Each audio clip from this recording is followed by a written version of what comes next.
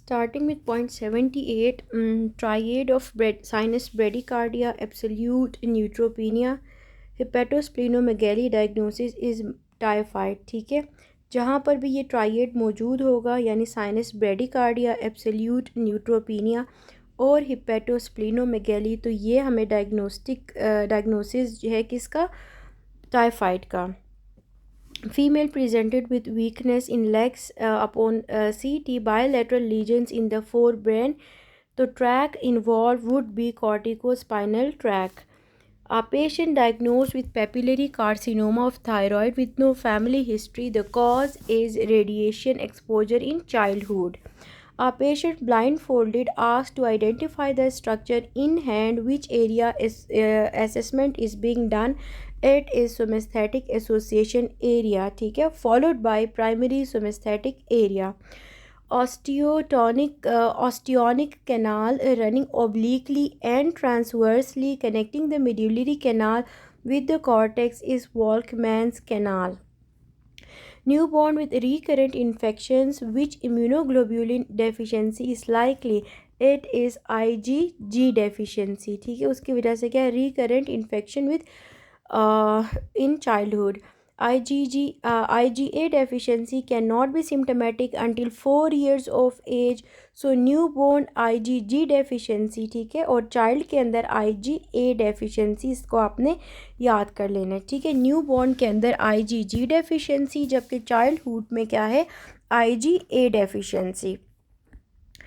HIV patient presented with fever and neck rigidity and meningeal irritation. Hollow signs around the organism involving the brain tissue likely is Cryptococcus neoformans. ठीक है, causative agent जो है हमारे पास HIV के अंदर कौन सा है, क्रिप्टोकोकस न्यूफॉर्मेंस है।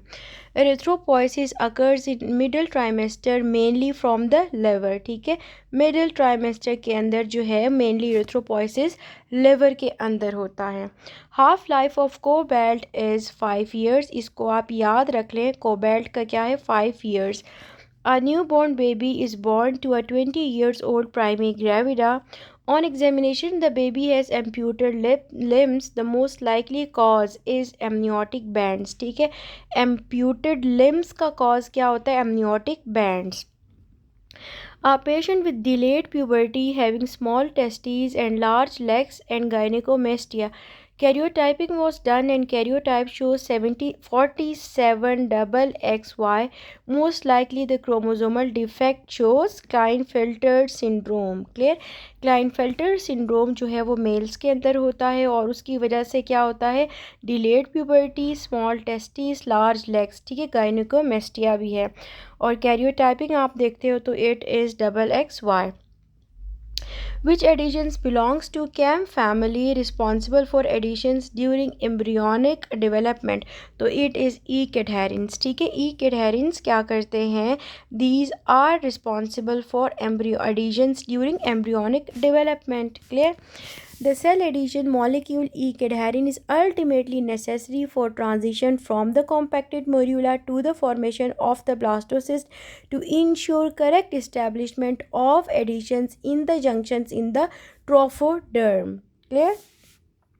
Blow to the temporal region causes involvement of which artery? तो it is middle meningeal artery. ठीक है, temporal region पे जब भी blow होगा, फ्रैक्चर होगा, तो मिडल मेनिंजियल आर्टरी जो है वो इन्वॉल्व होती है।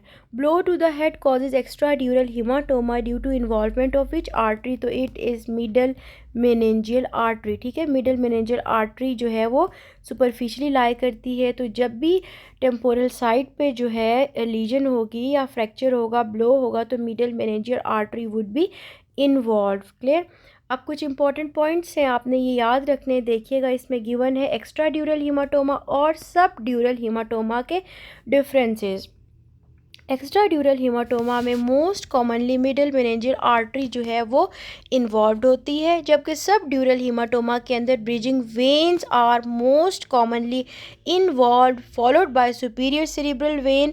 ठीक है, और एक्स्ट्रा ड्यूरल हीमाटोमा जब भी होता है ल्यूसिड इंटरवल पेशेंट को होता है, जबकि no lucid interval is appreciated in a patient who is suffering from sub dural haematoma. ठीक है, और जो एक्स्ट्रा ड्यूरल हीमाटोमा है it is convex shape, by convex shaped है, जबकि ये जो हमारे पास इन सब ड्यूरल है ये क्या है, क्रिसेंट शेप्ड है, ठीक है। It does not cross the suture lines while sub dural haematoma it crosses the suture lines, clear.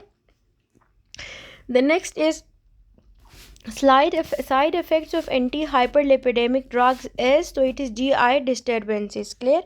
अब हाइपरलिपिडेमिक ड्रग्स का जो मोस्ट कॉमन साइड इफ़ेक्ट है वो क्या है, GI disturbances. The next is auto regulation of GFR is by tubuloglomerular mechanism, clear. GFR की auto regularisation कहाँ से हो रही है, ऑटो रेगुलराइजेशन होती है इसकी ट्यूब्यूलो-ग्लोमेरुलर मैकेनिज्म के through. Which of the following types of drugs will have maximum bioavailability? So those drugs which are largely hydrophobic yet soluble in water have maximum bioavailability. Clear? After bacterial infection, which cells will be seen? So right after bacterial invasion, neutrophilic leukocytosis will be appreciated. If temperature of a set point increases, then what will decrease? तो increased temperature of the set point will lead to decrease in sweating, clear। अब आपने इसको याद करना है कि जब भी if the temperature of the set point increase, यानी कि अगर टेम्परेचर इंक्रीज़ हो जाता है then decrease in sweating and increase in shivering, जबकि अगर तो टेम्परेचर जो है temperature of the body increase, ठीक है। आपने ये चीज़ देखनी है कि टेम्परेचर जो है वो